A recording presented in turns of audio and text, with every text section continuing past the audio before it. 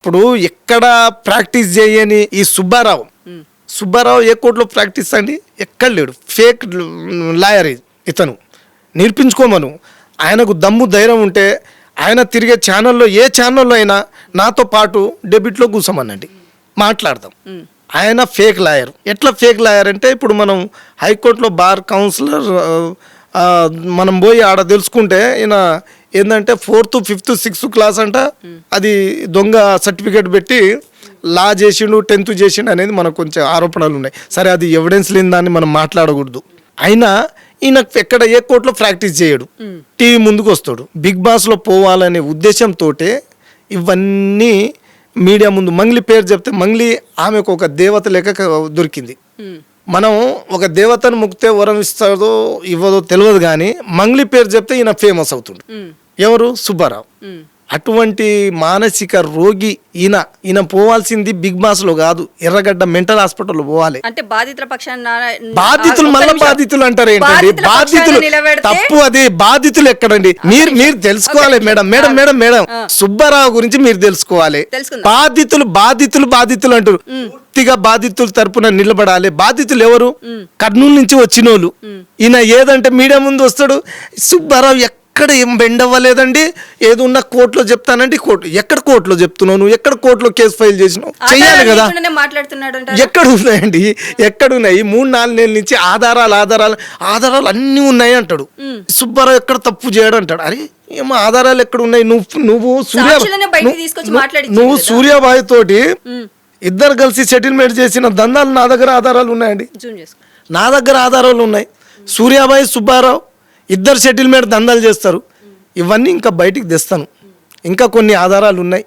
వీళ్ళందరూ settlement, land సెటిల్మెంట్లు plus ఇంకొకటి ఆ గోల్డ్ దందా. అంటే గోల్డ్ బిజినెస్ అంటే విదేశాల నుంచి తక్కువ ధరకు తీసుకొచ్చి ఇక్కడ తక్కువ ధరకు అమ్ముతానని వీళ్ళిద్దరు చేసే వ్యాపారం ఇది. ఇది ఒక నయా దందా. ఇది అట్లా చాలా ఉన్నాయి. సుబ్బారావు గురించి చెప్పాలంటే ఇంకా చెప్తాను చాలా. అంటే ఇప్పుడు మంగ్లీతో ఫోటో దిగితే మంగ్లీ తెలిసినట్టేనా అనేసి మాట అంటారు. అలాంటిది ఇప్పుడు సూర్యాబాయితో దిగితే ఇప్పుడు సూర్యాబాయి తెలిసినట్టేనా? సూర్యాబాయితో దిగడం కాదండి. ఇద్దరు కలిసి సెటిల్ చేసినట్టు బాధితులే ఉన్నారు. అవి కూడా బయటికి తీసుకొస్తాను. మీరు చెప్పాలి కదా. మీరు ఏది తెలుసుకోకుండా ఏదో అడుగుతారని మనం అనుకున్నాం, కానీ ఇలా వస్తే సుబ్బారావు టాపిక్ వెళ్ళింది కాబట్టి మనం చెప్పాల్సింది వస్తుంది. రమ్మని చెప్పండి సుబ్బారావుకి, డెబిట్ కి రమ్మని చెప్పండి, నేను మాట్లాడతా. ఆర్ఆర్ టీవీనా, క్రాంతి అన్న, కేఆర్ టీవీ గానీ, ఇంకో టీవీ గానీ, ఆర్ టీవీ గానీ, మన తొలి వెలుగు గానీ పిలవండి. ఇద్దరిని డెబిట్ లో కూర్చోబెట్టమని ఖచ్చితంగా మాట్లాడతా. ఆయన చెప్పే మాటలకు అంతా ఆన్సర్ ఇస్తా. నేను చెప్పే మాటలకు ఆయన దగ్గర ఆధారాలు ఉన్నాయా, ఆన్సర్ ఉన్నాయా చెప్పమను. కావాలని అంతా బిగ్ బాస్ కి పోవాలని ఆలోచనతోటి అనవసరంగా పిచ్చిగా చేస్తుండు సుబ్బారావు. గాని అనుభవిస్తాడు. తప్పు చేస్తే ఖచ్చితంగా ఇది రాసి పెట్టుకోవాలి, నోట్ చేసుకోవాలండి.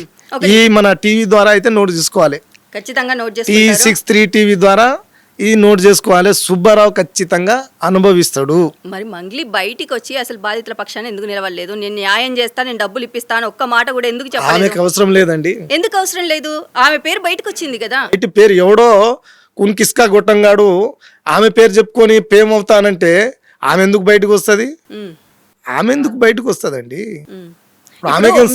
ఎలిగేషన్ వచ్చినప్పుడు మీరు వచ్చి నిరూపించుకుంటారా? అవసరం లేదండి. నిరూపించుకోరా? అవసరం లేదు. వదిలేస్తారా? ఇప్పుడు నా స్థాయిలో ఉన్నోడు నాకు చెప్తే ఓకే, కానీ ఈయన ఏ స్థాయి అండి? బాధితులు కూడా వచ్చారు కదా, మోసపోయిన వాళ్ళు కూడా వచ్చారు. ఎవ్వరు రాలేదు బాధితులు. సారీ, ఎక్కడ ఎవ్వరు రాలేదు. ఇందులో స్పష్టంగా ప్రతి టీవీలో వచ్చింది, ప్రతి మీడియాలో చూపించిరు. అయితే ఇంకొకటి మేడం, మనం సోషల్ మీడియా కానీ యూట్యూబ్ కానీ 100 రకాలు అంటాం, కానీ మనం ఏది మాట్లాడితే జనాలు అదే నమ్ముతారు. మీరు ఏది చూపిస్తే అదే నమ్మే ప్రజలు. అందులో నేను ఒకండి, అదే నిజం అనుకునే వ్యక్తిని. కానీ చట్టం అనేది ఒకటి ఉంటది. చట్టం తన పని తను చేసుకుంటా పోతుంది. అటువంటి చట్టం, న్యాయ వ్యవస్థ బండి సంజయ్ కొడుకుని ఇడిచిపెట్టలే, సూర్యవాహిని ఇడిచిపెట్టలే, ఎవరిని ఇడిచిపెట్టలే. తప్పు చేస్తే మంగ్లీని కూడా ఇడిచిపెట్టదు. తప్పు చేస్తే, తప్పు చేసి ఉంటే ఈ పాటికి ఆమె జైల్లో ఉండాలి.